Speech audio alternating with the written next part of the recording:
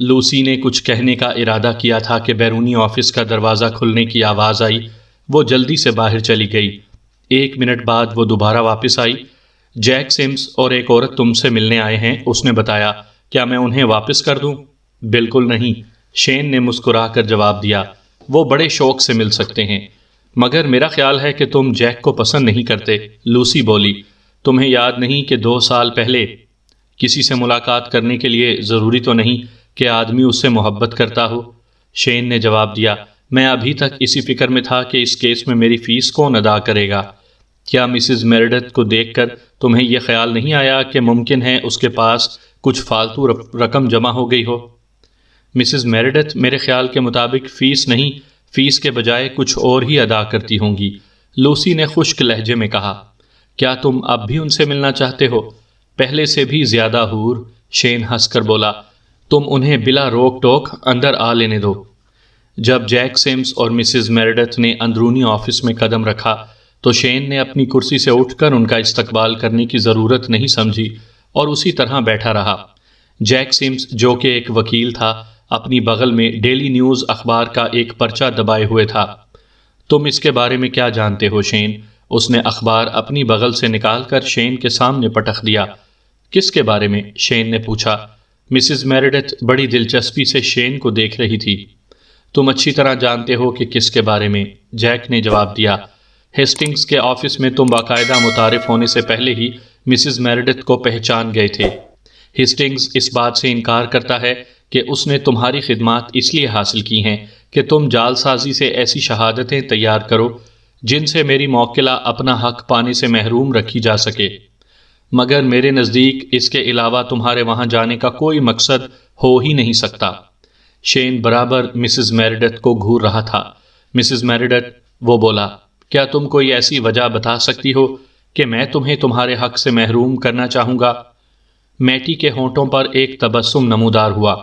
میں تمہیں اچھی طرح نہیں جانتی مسٹر شین، اس نے جواب دیا، اور جو کچھ جانتی ہوں وہ بھی اتنا جتنا مسٹر جیک نے بتایا ہے۔ تو پھر اطمینان سے بیٹھو، ہم ایک دوسرے کو مزید جاننے کی کوشش کرتے ہیں، شین نے جواب دیا۔ بڑی خوشی سے، مسز میریڈتھ نے جواب دیا اور شین کے سامنے کرسی پر بیٹھ گئی۔ تم نے ابھی تک میرے سوال کا جواب نہیں دیا، جیک نے کہا۔ کیا ہمیں اپنی گفتگو میں اس شخص کو بھی برداشت کرنا ہوگا؟ شین مسز میریڈتھ سے مخاطب تھا۔ مجبوری ہے، وہ بولی، یہ میرا وکیل ہے اور مجھے اس کے قانونی مشوروں کی ضرورت ہے۔ تو پھر تم بھی بیٹھ جاؤ جیک، مگر خیال رکھنا میں بدتمیز لوگوں کو اٹھا کر باہر پھینک دیا کرتا ہوں، شین نے کہا اور مسز میریڈتھ کی طرف دیکھ کر بولا، مجھے نہیں معلوم تھا کہ آج کل تم بھی میامی میں موجود ہو۔ میں آج صبح ہی ہوائی جہاز سے آئی ہوں۔ کیا میں یہ سمجھوں کہ تمہیں ایزرا ہارڈلے کی وصیت اور جیسپر گروٹ کی ڈائری کے متعلق سب کچھ معلوم ہے؟ شین نے کہا۔ ڈائری کے بارے میں ہم نے ابھی اخبار میں پڑھا ہے، جیک نے بتایا، مگر میں سب سے پہلے یہ جاننا چاہتا ہوں کہ تم اس معاملے میں کیسے شامل ہوئے اور کیا دلچسپی رکھتے ہو۔ میرا تعلق کل رات مسز گروٹ اور کنگم کی ملاقات سے شروع ہوا، شین نے جواب دیا، اور آج صبح ہارڈلے خاندان کے لوگوں سے انٹرویو کے بعد مزید مستحکم ہو گیا ہے۔ کیا یہ سچ ہے کہ مسٹر گروٹ کہیں غائب ہو گئے ہیں؟ مسز میریڈتھ نے پوچھا۔ تمہیں یہ بات کس نے بتائی؟ مسٹر کنگم نے۔ مطلب یہ کہ تم نے اس سے ملنے میں دیر نہیں لگائی۔ ہم معلوم کرنا چاہتے ہیں کہ مسٹر گروٹ واپس آ گئے ہیں یا نہیں، جیک بولا۔ ہاں، مگر زندہ نہیں، لاش کی صورت میں، شین نے جواب دیا۔ تو کیا وہ مر گیا؟ جیک نے حیرت سے کہا۔ مگر کیسے؟ کیا ہوا تھا؟ اسے کسی نے کل رات قتل کر دیا، شین نے بتایا۔ وہ ذرا ایماندار آدمی تھا، جبکہ کنگم میں یہ کمزوری نہیں ہے، چنانچہ وہ مر گیا اور کنگم اب تک زندہ ہے۔ یقیناً اس نے بتایا ہوگا کہ ایلبرٹ ہارڈلے کس دن فوت ہوا تھا۔ ابھی تک نہیں، مسز میریڈتھ نے جواب دیا۔ کیا تم اسے یہ کہنے پر آمادہ کر سکتے ہو کہ ایلبرٹ 5ویں دن مرا تھا؟ میرا خیال ہے کہ پیشکش معقول ہو تو کنگم کو ہر قسم کے بیان پر آمادہ کیا جا سکتا ہے، شین نے جواب دیا، بشرط یہ کہ اسے یہ یقین ہو جائے کہ گروٹ کی ڈائری اسے جھوٹا ثابت نہیں کر دے گی۔ ساری پریشانی اس ڈائری نے پیدا کی ہے، جیک بولا۔ تمہیں معلوم ہے کہ اس میں ایلبرٹ کی تاریخ وفات کیا لکھی ہوئی ہے؟ میں نے ابھی تک اسے نہیں دیکھا۔ کیا تم اسے تلاش کر سکتے ہو؟ جیک نے اشتیاق سے کہا۔ ڈیلی نیوز کے رپورٹروں سے تمہارے بڑے اچھے تعلقات ہیں، ممکن ہے، شین نے بڑا مختصر سا جواب دیا۔ تم جانتے ہو کہ یہ معاملہ مسز میریڈتھ کے لیے کتنا اہم ہے۔ اس کی اشاعت سے پہلے تم ڈائری تلاش کر کے ایک موٹی رقم کما سکتے ہو۔ ہارڈلے خاندان کے لوگوں کے لیے بھی اس کی اہمیت کچھ کم نہیں ہے، شین نے جواب دیا۔ تو کیا تمہاری خدمات انہوں نے حاصل کر لی ہیں؟ نہیں، ابھی تک ایک معقول پیشکش کے عوض میری خدمات کوئی بھی حاصل کر سکتا ہے۔ کتنا چاہتے ہو؟ جیک نے پوچھا۔ کس کام کے لیے؟ اگر ڈائری یہ ثابت کر دے کہ ایلبرٹ 5ویں دن مرا تھا تو ہمیں کنگم کے بیان کی بھی پرواہ نہیں ہوگی۔ شاید اسی لیے وہ ابھی بیان دینا نہیں چاہتا کہ کہیں بعد میں ڈائری اس کے بیان کی تردید نہ کر دے۔ ہاں، مگر یہاں ایک سوال اور پیدا ہوتا ہے، جیک بولا۔ تم کہتے ہو کہ گروٹ مر چکا ہے، تو کیا ڈیلی نیوز اب بھی اس کی اشاعت کا حق رکھتا ہے؟ یہ سوال تم اخبار والوں سے کرو، شین نے جواب دیا اور مسز میریڈتھ کی طرف دیکھا۔ میں سمجھتا ہوں کہ تم کنگم جیسے آدمی سے کوئی پرائیویٹ معاہدہ بھی کر سکتی ہو۔ میرا بھی یہی اندازہ ہے، مسز میریڈتھ بولی۔ بلکہ یوں کہنا چاہیے کہ آج صبح کنگم نے اس طرف اشارہ بھی کیا تھا، مگر مجھے اگر کسی سے پرائیویٹ معاہدہ کرنا پڑا تو اس کے لیے تم جیسے آدمی کو ترجیح دوں گی۔ میں اس معاملے میں کنگم کی کوئی اہمیت نہیں سمجھتا، جیک نے کہا، اور یہی بات میں نے مسز میریڈتھ کو سمجھانے کی کوشش کی تھی۔ لیکن اگر ڈائری غائب ہو جائے یا اس کی اشاعت سے پہلے ہی وہ مخصوص اندراج ختم کر دیا جائے جس کا تعلق ایلبرٹ کی موت سے ہے، تو کنگم کا بیان ہی سب کچھ ہوگا، شین نے جواب دیا۔ اور اسی لیے ہم یہ جاننا چاہتے ہیں کہ ڈائری میں کیا لکھا ہے، جیک نے کہا۔ یہ جاننے کے لیے تم کتنا خرچ کر سکتے ہو؟ شین نے پوچھا۔ رقم کا فیصلہ کرنے سے پہلے یہ معلوم ہونا ضروری ہے کہ اس میں لکھا کیا ہے۔ اگر وہ ہمارے حق میں ہے تب اس کی قیمت کچھ اور ہوگی، اور اگر وہ ہمارے خلاف ہے تو… جیک کہتے کہتے رک گیا۔ تو بھی تم اسے غائب کر کے اور کنگم کا بیان خرید کر لاکھوں ڈالر اپنی موکلہ کو دلا سکتے ہو۔ ڈائری غائب کرنے کا سوال بھی تو اسی وقت پیدا ہوگا جب ہمیں معلوم ہوگا کہ اس میں کیا لکھا ہے، جیک نے جواب دیا۔ اسی لیے میرے خیال میں اس وقت تمہیں کوئی پیشکش کرنا گھاٹے کا سودا کرنا ہے۔ لیکن یہ ہمیں معلوم کیسے ہوگا جب تک مسٹر شین اس ڈائری کو ہمارے لیے تلاش نہ کر لیں، مسز میریڈتھ نے کہا۔ اس لیے میں زور دوں گی کہ ہمیں مسٹر شین کی خدمات حاصل کر لینا چاہیے۔ وہ شین کی طرف گھومی۔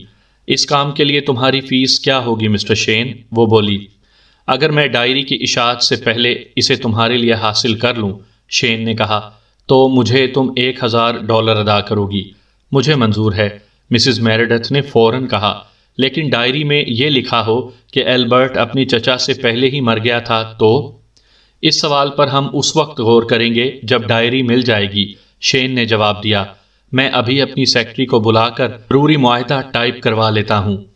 مائیکل شین نے اسنیک ہاؤس بار کے سامنے اپنی کار روکی اور اتر کر اندر داخل ہو گیا۔ ٹم راکی سامنے ہی ایک میز پر بیٹھا ہوا رائی پی رہا تھا۔ اس نے نگاہ اٹھا کر شین کو اندر آتے دیکھا اور بڑی دلچسپی سے پوچھا، کہو دوست، ہارڈلے خاندان کے لوگوں سے ملاقات کیسی رہی؟ بہترین، شین نے جواب دیا، خاص طور پر بیٹرس سے، اور بارمین کو ایک گلاس اپنے لیے بھی لانے کا اشارہ کیا۔ ہاں، میں نے بھی اس کے بارے میں کچھ افواہیں سنی ہیں، ٹم نے مسکراتے ہوئے کہا۔ وہ سب سچ ہیں، شین نے یقین دلایا۔ کیا جول کراس بھی یہاں آیا ہوا ہے؟ چند منٹ پہلے میں نے اسے آتے دیکھا تو تھا، ٹم نے بھرے ہوئے حال پر نگاہ ڈالی۔ وہ بیٹھا تو ہے اس کونے میں، اس نے ایک چھوٹے سے قد کے موٹے سے نوجوان کی طرف اشارہ کیا جو چشمہ لگائے ایک میز پر اکیلا بیٹھا ہوا تھا۔ تم نے وہ ڈائری دیکھی ہے؟ شین نے پوچھا۔ میں نے ہی کیا، کسی نے بھی نہیں دیکھی، ٹم نے جواب دیا۔ جول کراس اسے اس طرح چھپائے ہوئے ہے جیسے وہ کوئی کوہ نور ہیرا ہو۔ تمہیں معلوم ہے کہ جول کراس نے ڈائری شائع کرنے کے لیے گروٹ سے کس قسم کا معاہدہ کیا تھا، اور کیا وہ معاہدہ باقاعدہ تحریری شکل میں تھا؟ میرا مطلب ہے کہ اس پر دونوں فریقوں کے دستخط وغیرہ ہو گئے تھے۔ میرا خیال ہے کہ بغیر کوئی معاہدہ کیے وہ اس کی اشاعت کا اعلان نہیں کر سکتا۔ ممکن ہے وہ معاہدہ صرف زبانی گفتگو اور شرائط کے افہام و تفہیم تک ہو، شین نے سوچتے ہوئے کہا۔ گروٹ کو کل شام سے کسی نے نہیں دیکھا۔ ایسی صورت میں یہ معلوم کرنا دلچسپی سے خالی نہ ہوگا کہ کیا تمہارا اخبار اس ڈائری کی اشاعت کے لیے تحریری معاہدہ کر چکا ہے؟ کیا اسے ڈائری شائع کرنے کا قانونی اختیار حاصل ہے؟ تم تو اس انداز میں باتیں کر رہے ہو جیسے گروٹ کو کوئی حادثہ پیش آ گیا ہے، ٹم راکی نے چونکتے ہوئے کہا، اور اب ڈائری کی ملکیت کے بارے میں کوئی سوال پیدا ہونے کا امکان ہے؟ ابھی اس بات کو اپنی حد تک رکھنا، شین نے آہستہ آواز میں کہا۔ گروٹ مر چکا ہے، اور خیال ہے کہ اس کی موت کل رات 8 بجے کے قریب واقع ہوئی تھی، جبکہ وہ اپنے گھر سے ہارڈلے خاندان کی کوٹھی جانے کے ارادے سے نکلا تھا تاکہ وہ بیٹر سے ملاقات کر سکے۔ چنانچہ یہ سوال پیدا ہونا بالکل قدرتی ہے کہ کیا اس صورت میں اب بھی ڈیلی نیوز کو ڈائری کی اشاعت کا حق حاصل ہے، بغیر اس کے کہ وہ اس کی بیوی سے نئے سرے سے کوئی معاہدہ کر کے اس کی اجازت حاصل کر لے؟ کیا جول کراس کو معلوم ہے کہ گروٹ مر گیا ہے؟ ٹم راکی نے پوچھا۔ ابھی اس کا سرکاری طور پر اعلان نہیں کیا گیا، شین نے بتایا، مگر جس کسی نے اس کے سر پر ضرب مار کر اسے قتل کیا ہے اور اس کی لاش سمندر میں پھینک دی، وہ یہ جانتا ہے کہ وہ مر چکا ہے۔ تمہارا شبہ جول کراس پر تو نہیں؟ ٹم چونک کر بولا۔ میں کیا بتا سکتا ہوں؟ شین نے کندھے اچکائے۔ تم اسے مجھ سے زیادہ بہتر جانتے ہو۔ کیا وہ ایک سنسنی خیز اخباری مواد کے لیے کسی کو قتل کر سکتا ہے؟ ٹم راکی نے کچھ کہنے کی کوشش کی۔ پہلے میری بات سن لو، شین نے ہاتھ اٹھا کر اسے روک دیا۔ فرض کرو گروٹ نے ڈائری کی اشاعت کے بارے میں اپنا ارادہ بدل دیا ہو اور جول کراس سے کہہ دیا ہو کہ وہ ڈائری کے سلسلے میں کوئی معاہدہ نہیں کرنا چاہتا، تو ایسی صورت میں جول کراس کا رد عمل کیا ہو سکتا ہے؟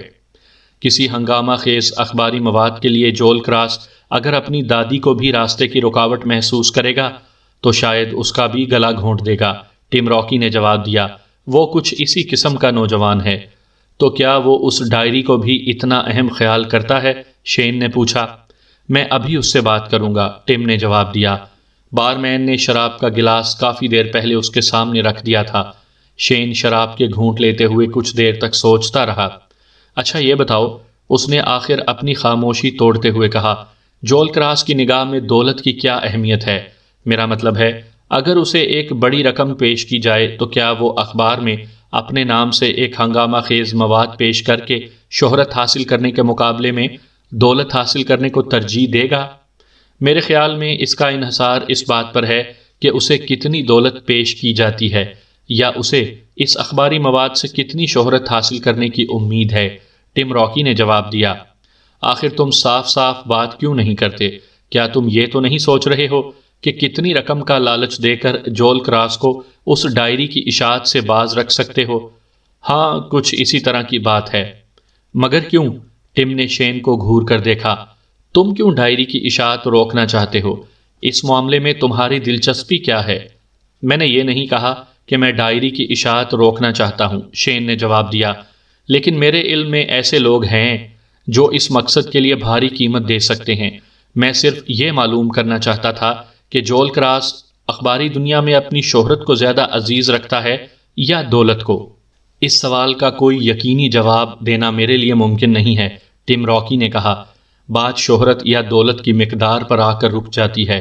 مثال کے طور پر $10 لاکھ کے عوض تو تم ایک پورے اخبار کو خرید سکتے ہو۔ ٹھیک کہتے ہو، شین نے اپنا گلاس ختم کر کے اس طرف دیکھا جہاں جول کراس بیٹھا ہوا تھا۔ تم مجھے اس سے متعارف کروا سکتے ہو؟ ضرور، ٹم نے اٹھتے ہوئے کہا۔ کیا میں بھی تمہاری گفتگو میں شریک ہو سکتا ہوں؟ ابھی نہیں ٹم، شین نے جواب دیا، مگر میں بعد میں جیسے ہی کوئی صورتحال واضح ہو کر سامنے آئی، سب سے پہلے تمہیں تفصیلات جاننے کا موقع دوں گا۔ دونوں اٹھ کر جول کراس کی میز کے قریب پہنچے۔ ہیلو جول، ٹم راکی نے اسے مخاطب کیا، اگر تم اس طرح تنہا بیٹھے ہوئے کسی جرم کی اسکیم سوچ رہے ہو تو تمہیں ہوشیار ہو جانا چاہیے، کیونکہ اس وقت میامی کا سب سے ذہین پرائیویٹ جاسوس مائیکل شین قریب ہی موجود ہے۔ جول کراس نے تیز نگاہوں سے شین کی طرف دیکھا۔ میں تمہارے بارے میں سن چکا ہوں، وہ بولا۔ لہجہ ایسے ہی تھا جیسے جو کچھ سنا ہے وہ کوئی قابل تعریف بات نہیں ہے۔ میں نے ٹم سے خواہش ظاہر کی تھی کہ وہ مجھے تم سے متعارف کروا دے، شین نے کہا۔ مگر کیوں؟ جول نے پوچھا۔ شین نے اس سوال کا کوئی جواب نہیں دیا، اس کے بجائے وہ اطمینان سے جول کے سامنے کی کرسی پر بیٹھ گیا۔ کچھ پینا پسند کرو گے؟ میں شراب نہیں پیتا مسٹر شین، جول بولا۔ تم مجھ سے کیوں ملنا چاہتے تھے؟ شین نے ٹم راکی کی طرف دیکھا جو ابھی تک وہیں کھڑا تھا۔ ٹم اس کی نگاہ کا مطلب سمجھ گیا۔ اچھا بھائی، تم دونوں باتیں کرو، میں چلتا ہوں، اس نے کہا اور آگے بڑھ گیا۔ جول کراس تیز نظروں سے برابر مائیکل شین کو گھورے جا رہا تھا۔ میں جیسپر گروٹ کی ڈائری میں دلچسپی رکھتا ہوں، شین نے اس سے مخاطب ہو کر کہا۔ کس نوعیت کی دلچسپی؟ جول کراس نے پوچھا۔ کیا وہ واقعی کچھ اخباری قیمت رکھتی ہے؟ بہت زیادہ، جول نے جواب دیا۔ ممکن ہے وہ کسی ادبی حیثیت کی حامل نہ ہو، مگر ایک عام آدمی کے نقطۂ نظر سے وہ یاس و امید، صبر و استقلال، ہمت و جوان مردی کی ایسی داستان ہے جو ہمارے لاکھوں پڑھنے والوں کو اپیل کرے گی۔ گروٹ نے اسے اشاعت کے خیال سے نہیں لکھا تھا، اور اسی بات نے اس میں سادگی کے ساتھ بلا کا تاثر پیدا کر دیا ہے۔ ہم اسے بالکل اسی طرح شائع کرنے کا ارادہ رکھتے ہیں، مگر میں اب تک نہیں سمجھ سکا کہ تمہیں اس میں اتنی دلچسپی کیوں ہے۔ کیا وہ ڈائری تمہارے قبضے میں ہے؟ شین نے پوچھا۔ یقیناً، جول کراس نے کسی قدر ہچکچاہٹ کے ساتھ جواب دیا۔ مجھے بہرحال اس کا جائزہ لینا تھا کہ مسٹر گروٹ اس کے لیے جس رقم کا مطالبہ کر رہے ہیں وہ اتنی قیمت رکھتی ہے یا نہیں، اور وہ مطالبہ کتنی رقم کا تھا؟ میں نہیں سمجھتا کہ اس کا کوئی تعلق تمہاری ذات سے ہو سکتا ہے، جول کراس نے ناگواری سے کہا، مگر میں مزید گفتگو کرنے سے پہلے ایک مرتبہ پھر تم سے تمہاری دلچسپی کی وجہ جاننا چاہوں گا۔ صرف اتنا کہ اس کی اشاعت روکنے کے لیے کتنی رقم کی ضرورت ہوگی؟ شین نے اطمینان سے کہا۔ مجھے افسوس ہے کہ تم کسی چیز کی اخباری اہمیت سے واقف نہیں ہو، جول کراس نے ترش لہجے میں جواب دیا۔ وہ ڈائری اپنی اہمیت کے اعتبار سے صفحہ اول پر شائع ہونے کے قابل ہے، تم اس کی قدر قیمت ڈالروں میں نہیں جانچ سکتے۔ مگر میں تمہیں اس وقت ایک اخباری رپورٹر سمجھ کر گفتگو نہیں کر رہا ہوں، شین نے کہا، مگر میں ڈیلی نیوز کا ملازم ہوں اور میرا اولین فرض اس کا وفادار رہنا ہے۔ میں اسے صرف ایک نظر دیکھنا چاہتا ہوں، شین نے کہا۔ تم اس کی پہلی قسط کل اخبار میں دیکھ سکتے ہو۔ میں اشاعت سے پہلے دیکھنا پسند کروں گا، اور اس کی کوئی امید نہیں، جول کراس نے نفی میں سر ہلاتے ہوئے کہا۔ تم نے ابھی کہا کہ تم اسے کل سے شائع کر رہے ہو، شین بولا۔ کیا اس کا مطلب یہ ہے کہ اس سلسلے میں تم نے گروٹ سے تمام مالی معاملات طے کر لیے ہیں؟ اس کے بغیر ہم اسے شائع ہی نہیں کر سکتے تھے، جول کراس نے جواب دیا۔ میں بھی یہی سوچ رہا تھا۔ تو پھر گروٹ اگر اچانک غائب ہو جائے، یا وہ اتفاق سے اچانک مر جائے اور تم ڈائری شائع کرنے سے قبل اس سے دوبارہ رابطہ قائم نہ کر سکو، تو کیا اس صورت میں تمہارے اخبار کو مکمل حقوق حاصل ہو چکے کہ وہ پھر بھی ڈائری شائع کر سکے؟ کیا مطلب ہے تمہارا؟ جول کراس چونک کر بولا۔ پہلی مرتبہ اس کے انداز سے کچھ پریشانی ظاہر ہوئی۔ اب گروٹ کہاں ہے؟ تمہیں نہیں معلوم کیا؟ میں اسے کل کے بعد نہیں مل سکا ہوں۔ یہ میرے سوال کا جواب نہیں ہوا، شین نے کہا۔ کیا تمہیں نہیں معلوم کہ وہ اس وقت کہاں ہے؟ میں تمہارے اس سوال کا جواب دینے کا کوئی ارادہ نہیں رکھتا، جول کراس نے کہا، مگر میرے لیے یہ معلوم کرنا دلچسپی سے خالی نہ ہوگا کہ آخر جیک سمس نے ابھی نصف گھنٹہ پہلے ٹھیک یہی سوال کیوں پوچھا تھا۔ شاید تم یہ بات مجھے بتا سکو۔ ارے جیک کی کیا بات ہے، وہ تو ہر وقت کسی نہ کسی چکر میں رہتا ہے، شین نے سرسری لہجے میں کہا۔ ممکن ہے اس نے تمہیں ڈائری کے لیے کوئی رقم بھی پیش کی ہو۔ میں نہیں سمجھتا کہ یہ جاننا تمہارے فرائض سے تعلق رکھتا ہو، جول کراس منہ بنا کر بولا۔ ممکن ہے نہ رکھتا ہو، شین کرسی سے اٹھ کر کھڑا ہو گیا۔ اچھا، پھر ملاقات ہوگی، شین حال میں چکر لگاتا ہوا ٹم راکی کی طرف بڑھا۔ کہو، جول کراس سے ملاقات کیسی رہی؟ ٹم راکی نے مسکراتے ہوئے پوچھا۔ کچھ اگلوانے میں کامیاب ہو سکے یا نہیں؟ نہیں، شین نے جواب دیا۔ افسوس مت کرو، ٹم بولا، وہ کچھ اسی قسم کا آدمی ہے۔ اگر اس کا بس چلے تو اپنے ہنی مون کے دوران تمام کاروائی ہو بہو ریکارڈ کروانے کے لیے اپنے بستر کے نیچے ایک ٹیپ ریکارڈر چھپا دے، اور پھر بعد میں کسی سچی آپ بیتی شائع کرنے والے میگزین سے اس کا سودا کرنے دوڑ جائے۔ یہ رہتا کہاں ہے؟ شین نے پوچھا۔ کارونا آرمز میں، ٹم نے جواب دیا۔ اپنا زیادہ تر کام وہیں گھر پر کرتا ہے۔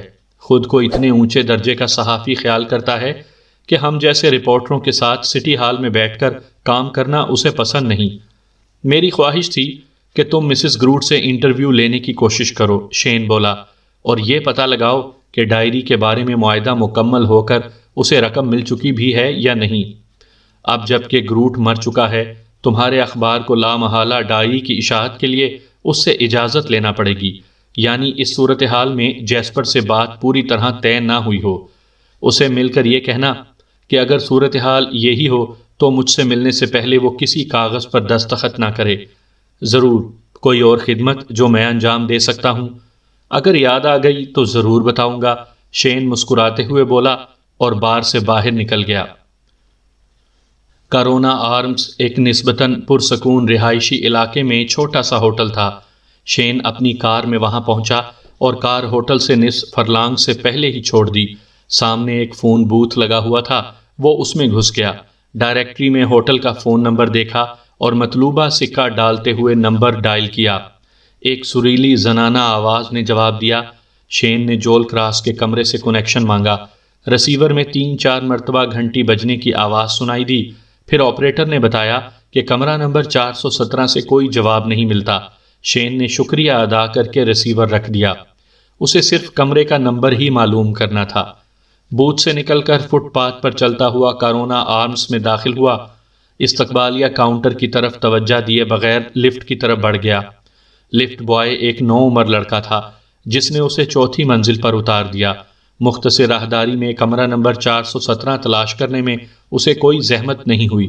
جیب سے ایک چابیوں کا گچھا نکال کر ہضمی قفل کا جائزہ لیا اور ایک چابی منتخب کر کے سوراخ میں داخل کی۔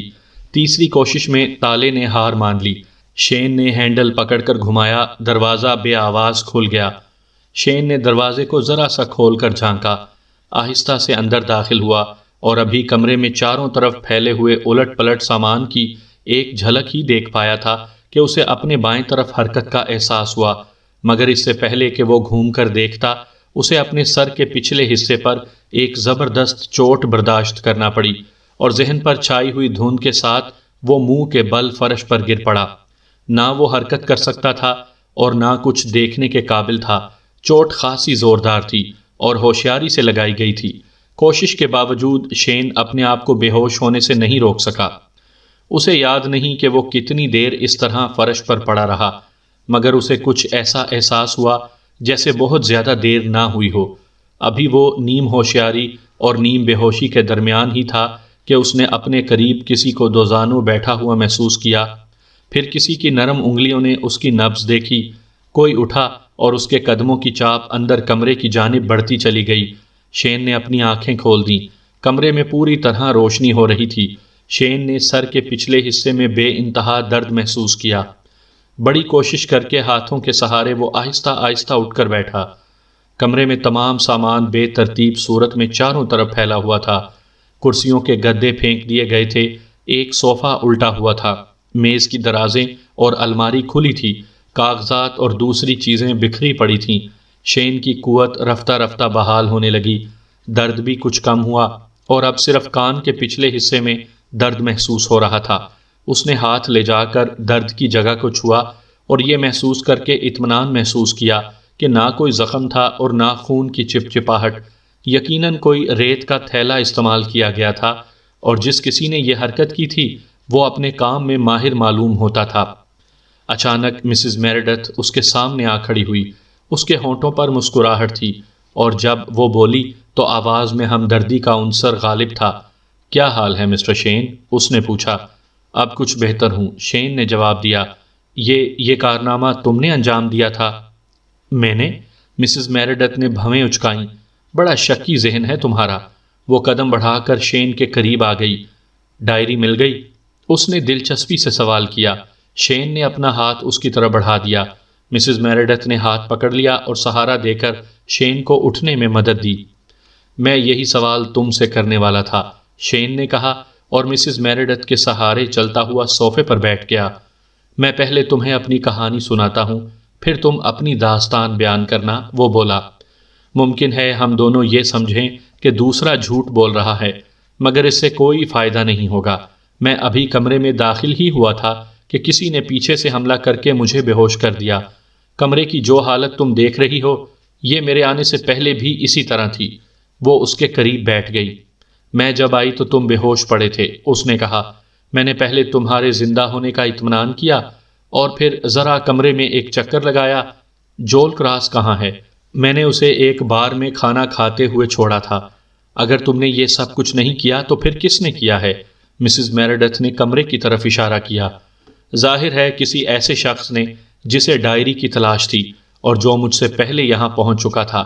شین نے جواب دیا، شبے کی زد میں سب سے زیادہ تمہاری ذات آ سکتی ہے۔ اس کے جواب میں بھی کہہ سکتی ہوں کہ یہ حرکت تمہاری ہے۔ تم ڈائری تلاش کر رہے تھے کہ کسی نے درمیان میں اچانک آ کر تمہارا پروگرام گڑبڑ کر دیا۔ تم یہاں کیوں آئی تھی؟ مسٹر جول کراس سے ملنے کے لیے، مسز میریڈتھ نے جواب دیا۔ اس نے مجھ سے یہاں ملنے کا وعدہ کیا تھا۔ کمرے کے باہر راہداری میں مضبوط قدموں کی آہٹ قریب آتی سنائی دی۔ کوئی دروازے کے سامنے رکا۔ شین اور مسز میریڈتھ صوفے پر ایک ساتھ بیٹھے ہوئے دروازے کی طرف دیکھنے لگے۔ دوسرے لمحے دروازہ کھلا اور جول کراس اندر داخل ہوا۔ کمرے کی حالت اور ان دونوں کو بیٹھے دیکھ کر اس کے چوڑے چکلے چہرے پر حیرت کے تاثرات ظاہر ہوئے۔ شین نے مسکراتے ہوئے اسے آنکھ ماری۔ مسٹر جول کراس، وہ بولا، کیا تم حسین و دل فریب مسز میریڈتھ سے متعارف ہو؟ جول کراس غصے میں دانت پیستا ہوا ان کی طرف بڑھا۔ خدا کی قسم شین، تمہیں اس قانون شکنی کا خمیازہ بھگتنا پڑے گا، اس نے کہا۔ تم اسے بتا دو مسز میریڈتھ کہ اصل واقعات کیا ہیں، شاید وہ تمہارا یقین کر لے۔ شین نے ایک گہری سانس لیتے ہوئے کہا، تمہارے کمرے کی یہ حالت کسی اور نے بنائی ہے، مسز میریڈتھ نے کہا۔ میں جب آئی تو شین فرش پر بے ہوش پڑا تھا۔ کسی نے اس کے سر پر ضرب مار کر بے ہوش کر دیا تھا۔ یہ اس شخص کو نہیں دیکھ سکا۔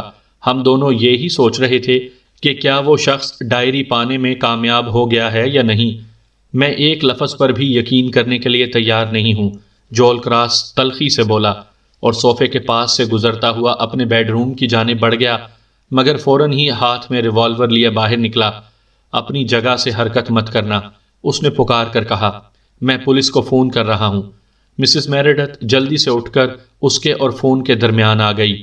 تمہیں پولیس کو بلانے کی ضرورت نہیں ہے، وہ بولی۔ سر دست سب سے اہم سوال یہ ہے کہ ڈائری محفوظ ہے یا چوری ہو چکی ہے۔ کیا مطلب ہے تمہارا کہ مجھے پولیس کو بلانے کی ضرورت نہیں ہے؟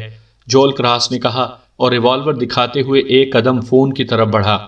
میں نے تم سے ایک نجی معاملے پر گفتگو کرنے کے لیے یہاں ملاقات کا وقت لیا تھا، مسز میریڈتھ نے پرسکون آواز میں کہا۔ کیا پولیس کو بلانے سے پہلے ہم اس پر گفتگو نہیں کر سکتے؟ شین صوفے سے اٹھ کھڑا ہوا۔ جول کراس نے جس اطمینان سے اس صورتحال کو قبول کیا تھا، اس سے ظاہر تھا کہ اسے ڈائری کے بارے میں کوئی فکر نہیں ہے۔ اس کا مطلب یہی ہو سکتا ہے کہ ڈائری اس کمرے میں نہیں تھی۔ ایسی موجودہ کیفیت میں مجھے فوری طور پر شراب کے ایک گلاس کی ضرورت ہے، شین نے کہا۔ کیا تم اتنی مہمان نوازی بھی نہیں کر سکتے؟ میں تم سے کہہ چکا ہوں کہ میں شراب نہیں پیتا، جول کراس بولا۔ اس صورت میں مجھے خود کسی بار یا ہوٹل سے رجوع کرنا پڑے گا، شین نے جواب دیا۔ تم دونوں بڑے اطمینان سے اپنا نجی معاملہ زیر بحث لا سکتے ہو، شین نے دروازے کی طرف قدم بڑھائے۔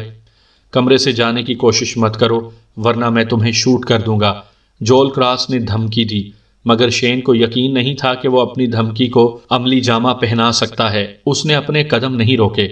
تم جانتے ہو جول، مسز میریڈتھ کی آواز آئی، کہ شین یہ شہر چھوڑ کر کہیں غائب نہیں ہو سکتا۔ تم اس کی فکر مت کرو، آؤ ہم دونوں پہلے اپنے معاملات طے کر لیں۔ شین دروازے تک پہنچ چکا تھا۔ میں بسکین ہوٹل میں ٹھہری ہوئی ہوں شین، مسز میریڈتھ نے پکار کر کہا۔ کچھ دیر بعد مجھے وہاں فون کر سکتے ہو؟ ضرور، شین نے جواب دیا اور دروازہ کھول کر باہر نکل گیا۔ نصف گھنٹہ اور 3 گلاس کاکنگ کے بعد مائیکل شین کے سر کا درد اتنا کم ہو چکا تھا کہ وہ پولیس چیف ول جینٹری سے جیسپر گروٹ کی موت پر گفتگو کر سکے۔ چیف اپنے دفتر میں اکیلا بیٹھا تھا۔ اگر تم 15 منٹ اور نہ آتے تو میں ریڈیو پر تمہاری گرفتاری کا اعلان کروانے والا تھا، اس نے کہا۔ وہ کس خوشی میں؟ شین نے اس کے بالمقابل اسی کرسی پر بیٹھتے ہوئے پوچھا۔ جیسپر گروٹ اور ہارڈلے خاندان سے اس کے تعلق کی خوشی میں، چیف نے شین کو گھورتے ہوئے کہا۔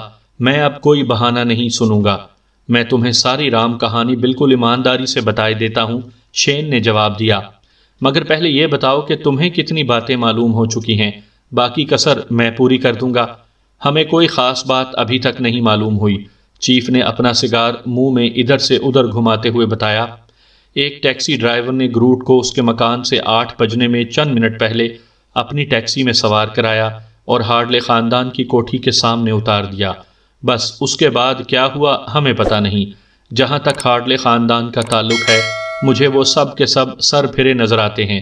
بڑھیا قسم کھاتی ہے کہ وہ گروٹ کے بارے میں نہ کچھ جانتی ہے اور نہ جاننا چاہتی ہے، اور اس کے باوجود کہ گروٹ نے اس کے بیٹے کی آخری دنوں میں اس کی تیمارداری کی تھی، وہ اس سے قطعی ملنا نہیں چاہتی۔ آخر یہ کس قسم کی ماں ہے شین؟ آج صبح اس نے اپنی گفتگو سے مجھے یہ تاثر دینے کی کوشش کی تھی، شین نے بتایا، کہ اسے یہ بات سخت ناگوار گزری ہے کہ گروٹ اور کنگم دونوں زندہ واپس آ گئے، جبکہ اس کا بیٹا وہیں سمندر میں مر گیا۔